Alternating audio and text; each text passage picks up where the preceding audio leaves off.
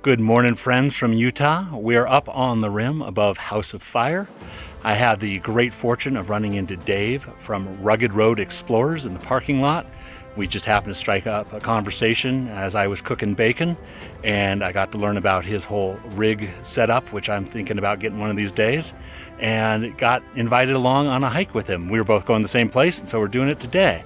So I'll introduce him in a little bit, but he's right there behind. That's Dave, and we'll meet him. And thanks for coming on another hike with me.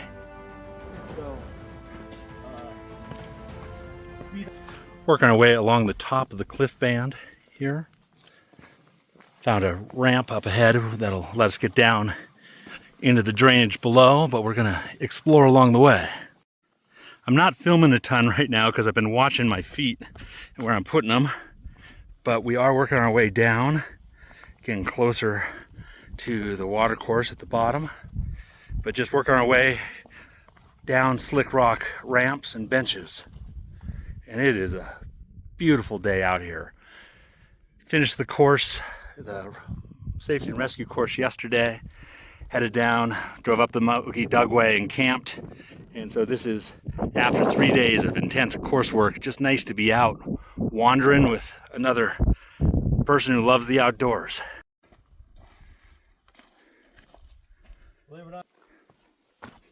Following an animal trail now.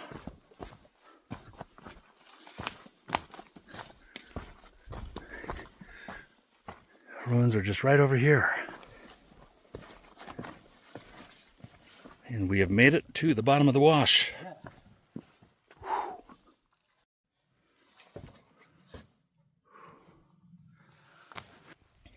A few folks over at House on Fire. We just thought we'd wait for it to clear out, exploring around.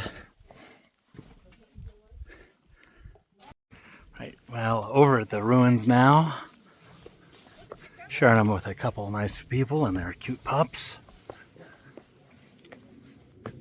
Just kind of scope these out a little bit.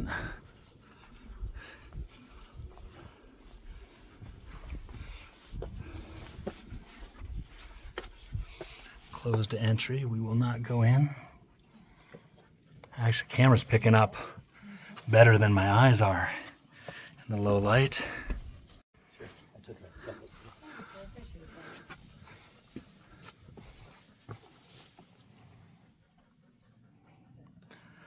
This is so cool.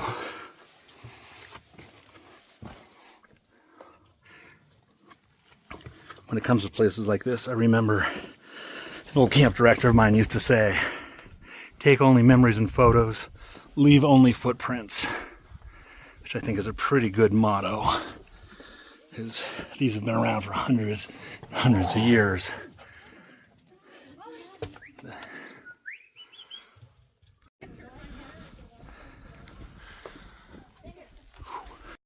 So you can start to see where it gets the name House on Fire if you look at the rocks.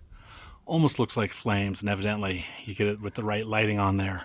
It really looks like it's on fire. So we were bushwhacking our way up the hill. I noticed this overhang here. I was like, oh, there's a nice little rock wall there. So fun little discovery off the beaten path. So we just topped out on this side. Dave is saying we've actually got a dwelling right down below us.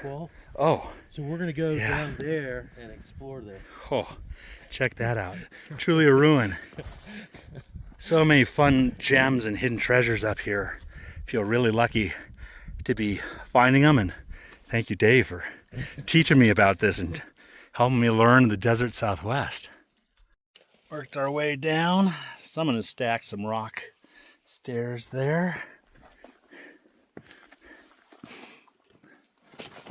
Getting close to what we saw from above, but there's a pretty nice overhang, and oh yeah, it looks like, the light's not right here, but it looks like the top of this overhang has crashed down. I'll get a different angle here for you. So here's the overhang. You can see the giant flake of rock that's come crashing down that was attached to the back there. So this has definitely had erosion and rockfall on it. So walking along, here's the wall, what remains of it, extending out. That's enough space for me to live in if I had a roof, and not a bad view. So as I was looking at the dwelling, I needed to remember to look down. Just right outside here, 2 pieces of pottery. That one has designs. And then check this big piece out. Another piece, and it's just all through as you start looking down here. Just pottery remnants and flint shards. Magical. So now it just feels like a treasure hunt. Look down the wash. Yeah. There's another beautiful piece. Who knows what else is down here? I'm seeing, even between the rocks there, I see pottery, so pretty good.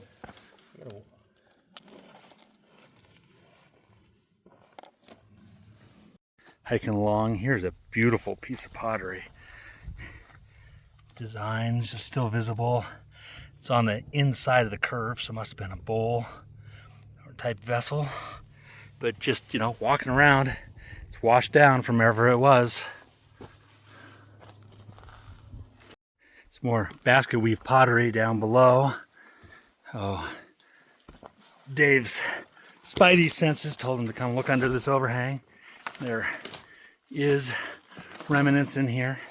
If I can get in without getting snagged on all the foliage. So you can see piled rocks that were part of a wall there. Some over on that side. And there's more rocks that have washed down that way. Beautiful view out across. Well, it's time for me to call it a day. It's been pretty awesome exploring out here, coming across ruins, pottery shards, and just all this history to see. And really feel lucky that I met Dave. I'm gonna flip it around here and let him introduce himself. So, amazing view, and here is the man, the myth, the legend, Hey. Dave. Hey, my name's Dave. I run a channel called Rugged Road Explorers, where I get out and I explore off the beaten path kind of thing. Today I was just so happened to be close to House of Fire here and was going to explore it, and I met Spencer here in the parking lot, and we decided to hike it together, and it's been a lot of fun.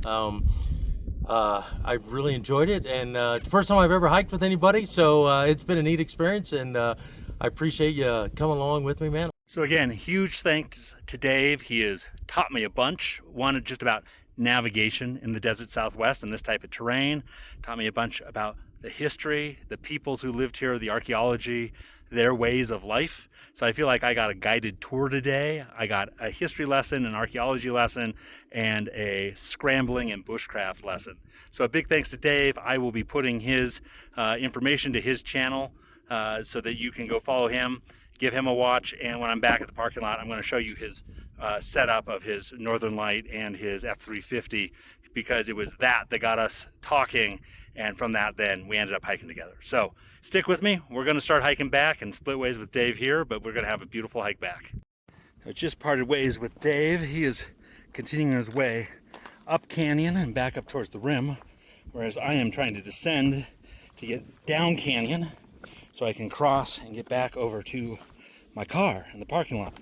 And then we've got a long but beautiful scenic drive all the way up through Height, across the Colorado, through North Wash, hoping to hit Leprechaun Canyon, just the lower end walk-in, non-technical, and then probably up to Hanksville. I was gonna wait till tomorrow for a shower, but it's time. So putting the phone away and watching where I'm putting my feet. Love this open slick rock. Just different layers, directions. Easier walking than through the brush. Back down at the bottom of the wash. Beautiful patterns in the mud. A lot of animal footprints. Some human shoe prints in here.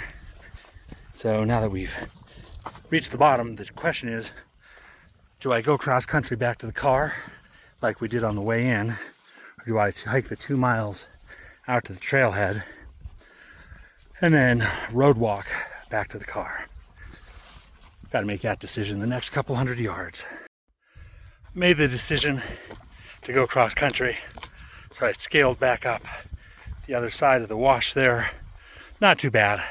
Couple spots of class 3 scrambling, but wearing approach shoes that are meant for climbing with super sticky soles and being on this slick rock, it grips like none other. So was not really an issue. Just made me huff and puff. We're up about 6,000 feet, a little bit above. Currently on a cattle trail, following it back to where the car is parked. And it is also reassuring because I can see our boot prints. So this is the same way we came in. You can hear the road. It's just on the other side of this little ridge I'm working my way up. We are close to the car, which means we are very close to snacks. Who here is ready for a snack? If you are, raise your hand and then go to your fridge or your pantry and get one, and we can all have snacks virtually together. Made it successfully back to the parking area here. Just walking back to my car. It's here. And I am parked at the Mule Canyon Interpretive Site. The actual trailhead for House on Fire. It's a little bit further down, and then you hike in the bottom of the wash to get to the ruins. As always, friends, thank you very much for coming with me today on this adventure. Extra special adventure. New friend Dave getting to discover, at least for ourselves, ancient ruins that are off the beaten track. And it's a beautiful day out here. All artifacts we found remained in their place in situ. So this is Dave's rig, something like a 10-2 Northern Lite on a diesel F350. Got to see the inside. There's plenty of space in there. And then check out this bumper that he's got on the front. That is one heck of a bumper. Enough space you can mount a water cannon on there. And here we are, back to our trusty steed, Addie the Atlas. Thank you, Addie.